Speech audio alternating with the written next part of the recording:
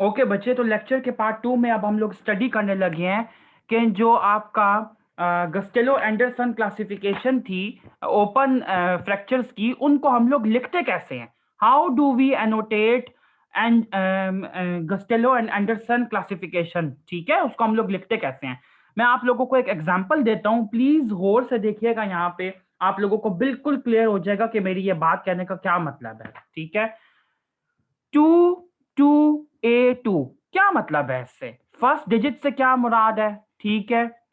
Second digit से क्या मुराद है, फिर थर्ड नंबर पे अल्फाबेट आता है उससे क्या मुराद है, और फोर्थ नंबर पे जो डिजिट आता है इससे क्या मुराद है। जरा गौर से समझिएगा। अगर आप लोग ये यहाँ पे समझ लेंगे तो बेले में से पढ़ने की आपको इतनी आसानी होगी। और ये आपके प्रॉफ का एमसीक्यू है, या आपको एमसीक्यू आ सकता है। किसी भी तरह का कोई डिजिट आपको इस तरह का कोड लिख के दे सकते हैं और पूछेंगे इससे क्या बनता है। सबसे पहले आपको यह पता होना चाहिए कि जो फर्स्ट डिजिट होता है वो आपको क्योंकि Gustilo and Anderson classification open fractures की लॉन्ग बोन्स के लिए है, तो लॉन्ग बोन्स का ही फ्रैक्चर जो होता है वो सबसे ज्यादा डेंजरस होता है। तो फर्स्ट डिजिट जो है वो आपको यह बताएगा कि कौन सी लॉन्ग बोन की इन्वॉल्वमेंट है। हमने डिफरेंट लॉन्ग बोन्स को डिफरेंट तरह का नंबर दे दिया है। कौन सा नंबर दे दिया, ये देखो। जैसे आप के ह्यूमरस को हम लोग असाइन करते हैं 1, रेडियस अल्ना को असाइन करते हैं 2, फीमर को असाइन करते हैं 3, और टिबिया फिब्यूला को असाइन करते हैं 4। ऊपर से नीचे की तरफ आओ तो ह्यूमरस 1, रेडियस अल्ना 2, फीमर 3 और टिबिया फिब्यूला 4, रेडियस अल्ना 2 है, ठीक है। जो सेकंड डिजिट है बच्चे, वो आपको बताता है कि बोन के कौन से पार्ट में, ठीक है, part of the bone that is involve, so sorry जी, part of the bone that is involve. तो अब बोन के कॉमनली कौन से पार्ट्स होते हैं, ये जरा गौर से देखना। लॉन्ग बोन के, ये लॉन्ग बोन का हेड है, ठीक है, ये नीचे इसका लोअर एंड है। इसको हम लोग क्या कहते हैं, जो दरमियान में शाफ्ट वाला पोर्शन है दैट इज एक्चुअली डायफिसिस, ठीक है। जो ऊपर वाला पोर्शन है इसको हम लोग कहते हैं प्रॉक्सिमल मेटाफिसिस, ठीक हो गया। और जो नीचे वाला पोर्शन है इसको हम लोग कहते हैं डिस्टल मेटाफिसिस। तो इसी तरह हम लोगों ने बोन के पार्ट्स की भी नंबरिंग कर दी। क्या है इसकी numbering, proximal metaphysis 1, diaphysis 2 and distal metaphysis 3, ठीक हो गया। पार्ट ऑफ द बोन की भी हमने नंबरिंग कर दी। Part of the long bone सिर्फ 3 ही है, बस खत्म। अच्छा, उसके बाद ए बी और सी से क्या मुराद है। ए बी और सी समझने के लिए थोड़ा सा ये बोर्ड को गौर से देखना कि मैं क्या बताना चाहता हूं कि जो आपका ए बी और सी है ये एक्चुअली आपको शो कर रहा है कि फ्रैक्चर की नेचर क्या है। तो इसके आगे आप लोग लिख लो नेचर, ठीक है। अब देखो कि इसकी नेचर क्या बनती है। मैंने अब आपको कहा कि ये जो मैंने आपको एग्जांपल ऊपर लिख के दिया है इसमें आपको ये क्लियर हो गया कि 2 से मुराद है कि रेडियस अल्ना का फ्रैक्चर है।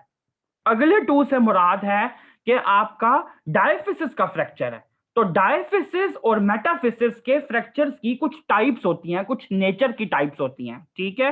पहले आप लोग वो समझ लो, फिर मैं आपको बताता हूं। ये जिस जगह पे भी मैं ए बी सी लिखूंगा तो इसका कुछ मतलब होगा। क्या मतलब होगा, आए देखते हैं हम लोग क्या मतलब है। डायफिसिस के फ्रैक्चर का एबीसी का क्या मतलब है, और मेटाफिसिस के फ्रैक्चर के एबीसी का क्या मतलब है। डायफिसिस का अगर एबीसी होगा, यानी कि जब भी 2 डिजिट लिखा जाएगा तो इसका मतलब है डायफिसिस का फ्रैक्चर है। तो फिर आप डायफिसिस के एबीसी का बताएंगे।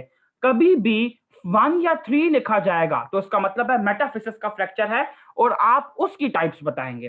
तो डायफिसिस का फ्रैक्चर बच्चे सबसे पहले हो सकता है कि एक ऐसा फ्रैक्चर जिसके अंदर लॉन्ग बोन के बीच में फ्रैक्चर हुआ, लेकिन अब हमने उसको रिड्यूस कर दिया और दोनों एंड्स एक दूसरे के ऊपर आ गए हैं, ठीक है, कंप्लीटली रिड्यूस हो चुका है, ठीक हो गया।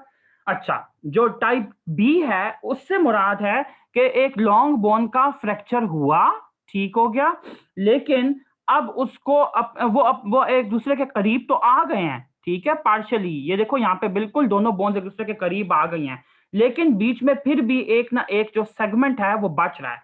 यानी कि ए टाइप जो है that is complete contact of 2 fractured ends, and this is partial contact of 2 fractured ends. I hope आप लोगों को ये बात समझ आ रही होगी। टाइप ए के अंदर बोन के दोनों जो फ्रैक्चर्ड एंड्स हैं वो कंप्लीटली रिड्यूस होने के बाद एक दूसरे के करीब आ गए हैं, लेकिन टाइप बी के अंदर वो पार्शियली करीब आए हैं। और जो टाइप सी है इसके अंदर क्या मतलब है कि जो बोन के एंड्स हैं वो कभी भी आपस में करीब नहीं आ सकते। क्यों? क्योंकि it is a segmental type of fracture, जिसके बीच में ये सेगमेंट है, एक फ्रैक्चर लाइन ऊपर है एक नीचे है, तो ये आपस में करीब कभी भी नहीं आ सकते। ये थी बच्चे डायफिसिस के फ्रैक्चर्स की नेचर। ठीक हो गया।